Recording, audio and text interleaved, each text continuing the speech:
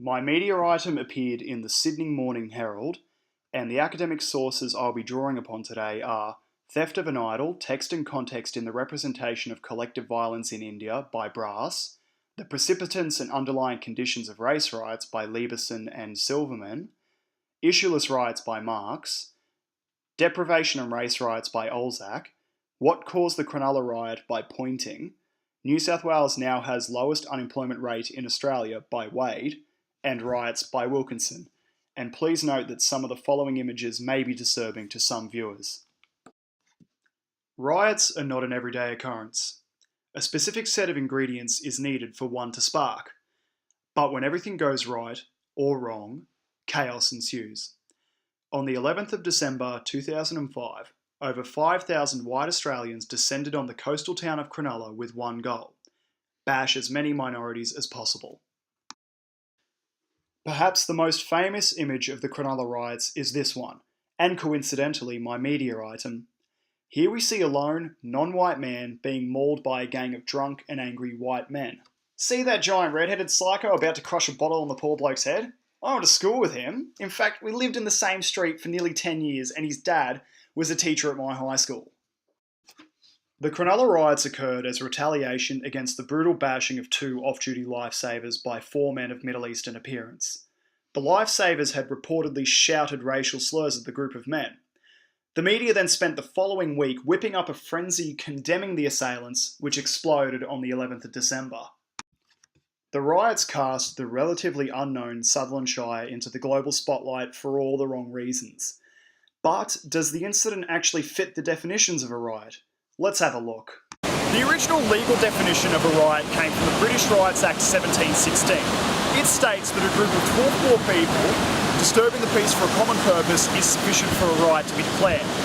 In New South Wales, the Crimes Act 1900 section 545C has shrunk this requirement to just 5 or more people. Well, there certainly were 5 more people disturbing the peace for a common purpose at Cronulla, and the media item clearly shows 5 or more people disturbing the peace for a common purpose. However, Wilkinson notes that there is a discrepancy between legal and social definitions of riots. Marx defines riots as relatively spontaneous, illegitimate group violence contrary to social norms. Other social scientists such as Wilkinson generally regard riots as a collective of more than 30 people. This mismatch can have the consequence of defining large-scale events as one defined riot when in fact it could be several hundred smaller defined riots. Brass points out that riot fails to capture the complexity of the many large and small events that may continue for several days after instigation.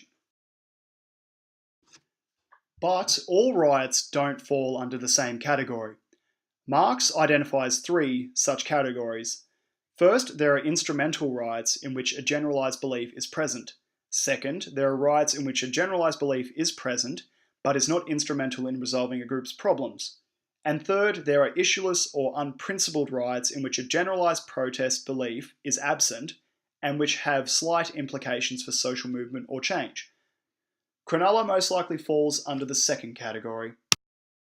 You also have the different types of riots. These include police, prison, race, religion, students, urban, sports, and food and bread riots. Now, not all these will be discussed as they are unnecessary to this presentation, except for race riots.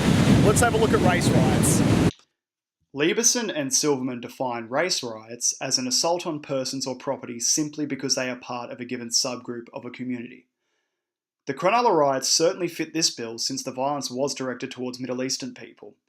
Unfortunately, the focus broadened to attack any non-white person who was at the beach that day.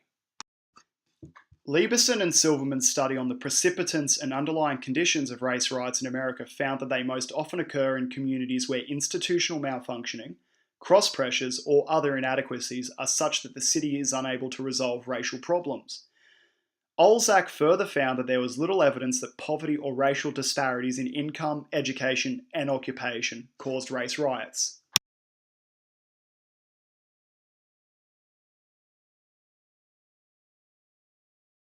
And Adam. According to crime statistics from the past 10 years, Cronulla has been consistently above the state average for incidents of assault, although this number is on the decline. Census data shows that 77% of Cronulla residents were born in Australia, 86% spoke only English at home, and the unemployment rate is 3.5%, well below the state average of 5.8%.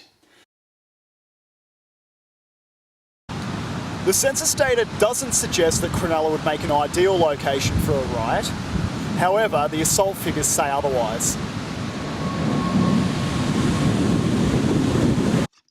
The media plays an important role in riots.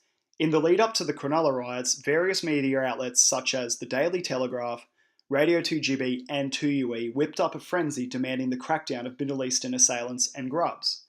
The Daily Telegraph reprinted the text messages that invited white Australians to help support Leb and Wog Bashing Day. Controversial shock jock Alan Jones boasted that he led the charge to reclaim Cronulla Beach. The media item was on the front page of numerous publications following the riots. It's become a sort of icon, for lack of a better word.